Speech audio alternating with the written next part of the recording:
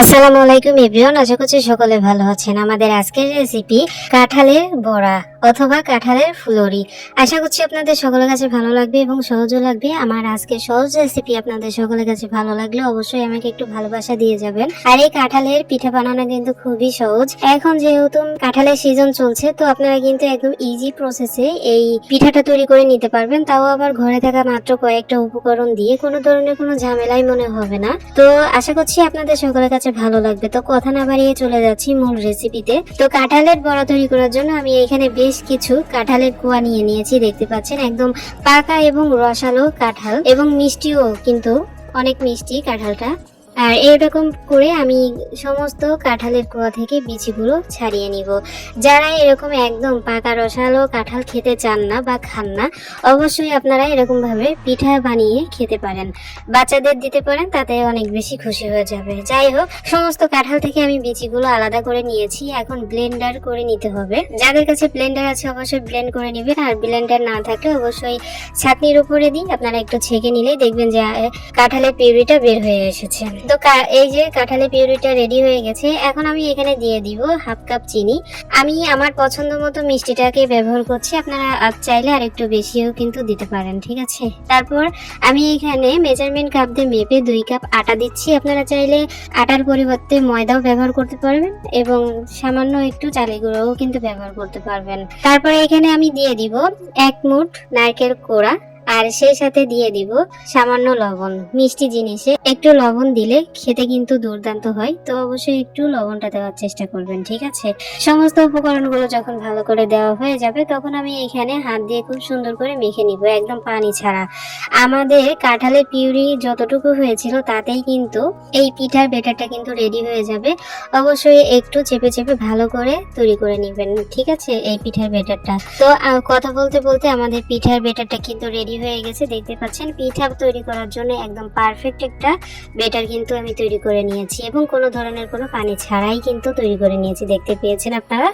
তো আমাদের পিঠার ব্যাটারটা যখন একদম রেডি হয়ে গেছে, তখন আমি চলে এসেছি চুলায় আসার পর আমি একটা কড়াই বসিয়ে তাতে পরিমাণ মতো রান্নার সয়াবিন তেল দিয়ে খুব সুন্দর করে গরম করে নিতে হবে। আর এরই মধ্যে আমি একটা পিঠা তৈরি করে নিয়েছি। দেখছি যে আসলে কতটুকু গরম হয়েছে, জাস্ট একটু ট্রাই করছি, এই আর কি। তো দেখতে পাচ্ছেন এই যে এখন হলো এই যে আমাদের সেই কাঙ্ক্ষিত পিঠাগুলো ভেজে নিচ্ছি। আর পিঠাগুলো দেওয়ার সঙ্গে তেলের মধ্যে দেওয়ার সঙ্গে সঙ্গে ঠিক এরকম বুদবুদ করবে, এরকম ভাবে কিন্তু আপনাদেরকে একদম পর্যাপ্ত পরিমাণে গরম করে নিতে হবে তেলটা। তো দেখতে পাচ্ছেন আমি সমস্ত পিঠাগুলো কিন্তু এরকম দিয়ে দিচ্ছি, বড়া আকৃতির করে দিচ্ছি। আপনারা চাইলে আপনাদের ইচ্ছা মতো অন্যভাবেও কিন্তু দিয়ে দিতে পারেন, বড়াগুলোকে আর কি ভেজে নিতে পারেন। যেহেতু আমি বড়া তৈরি করছি, এই জন্য বড়া আকৃতি করেই কিন্তু আমি দিয়ে দিলাম। তারপর দেখবেন যে একটু 1 মিনিট পরেই একটু নেড়ে চেড়ে দেওয়ার চেষ্টা করবেন, যাতে এক সাইডে যাতে না হয়। এক সাইডে যদি অনেকক্ষণ থাকে তাহলে কিন্তু এক সাইড থেকে হবে আর এক সাইড থেকে হবে না। তো একটু উল্টিয়ে পাল্টিয়ে দিয়ে ভেজে নেবেন। আর হ্যাঁ, অবশ্যই চুলার আঁচটা মিডিয়াম থেকে একটু কম এবং লো থেকে একটু বেশি, এইরকম ভাবে আপনাদের চুলার আঁচটাকে কিন্তু রাখতে হবে। খুব বেশি হাই ফ্লেমেও রাখতে যাবে না, আবার খুব বেশি লো ফ্লেমেও কিন্তু রাখা যাবে না, ঠিক আছে। এভাবে কিন্তু আমাদের পিঠাগুলো তৈরি করে নিতে হবে। তো কথা বলতে বলতে অনেক দূর চলে এসেছি। ইতিমধ্যে আমাদের পিঠাতে সুন্দর একটা কালার চলে এসেছে। আমি আমার পছন্দ মতো কালার করে নামিয়ে নিচ্ছি। আর এটাই কিন্তু একদম পারফেক্ট কালার। এর থেকে বেশি ভাজতে গেলে কিন্তু পুড়ে যাবে, কালো হয়ে যাবে, দেখতে ভালো লাগবে না। তো আমি এই পর্যায়ে নামিয়ে রাখছি। আমাদের এক ব্যাচ যখন ভাজা হয়ে যাবে, তখন আমি পরের ব্যাচগুলো কিন্তু ভেজে নিব। তো ধাপে ধাপে আমি সমস্ত পিঠাগুলো তৈরি করে আমি আপনাদের সামনে একটু শেয়ার করে দেখাচ্ছি, পরিবেশন করে দেখাচ্ছি যে আমাদের আজকের মূল রেসিপিটি কেমন হয়েছে।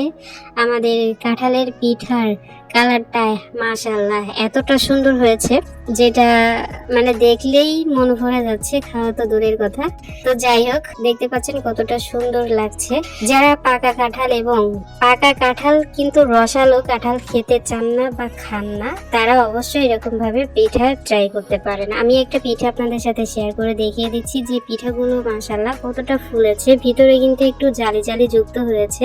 আপনারা দেখতে পাচ্ছেন কিনা আমি জানি না, তবে কিন্তু অনেক মানে অনেক বেশি সুন্দর হয়েছে, কিন্তু ভিতরে জালিদার হয়েছে এবং ভিতরে যে আমি নারকেল দিয়েছিলাম সেটাও কিন্তু মাশাআল্লাহ দেখা যাচ্ছে।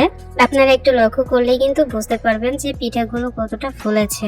তো যাই হোক, এভাবে বাচ্চাদের যদি আপনারা দেন তাহলে কিন্তু একদম হাসি মুখে খেয়ে নিবে। মেহমান আসলে তাদের সামনেও কিন্তু আপনারা দিতে পারবেন। এখন যেহেতু কাঁঠালের সিজন চলছে, তো একবার হলেও ট্রাই করতে পারেন। ফাইনালি আমাদের আজকের রেসিপি এতটুকুই। আমাদের আজকের রেসিপি কেমন লাগলো অবশ্যই লাইক কমেন্টস করে জানিয়ে যাবেন। ভিডিওটি ভালো লাগলে অবশ্যই বন্ধুদের মাঝে শেয়ার করে দেওয়ার চেষ্টা করবেন। সবাই অনেক ভালো থাকুন, সুস্থ থাকুন। আমাদের পরবর্তী ভিডিও দেখার আমন্ত্রণ জানিয়ে আজ এখানে বিদায় নিচ্ছি।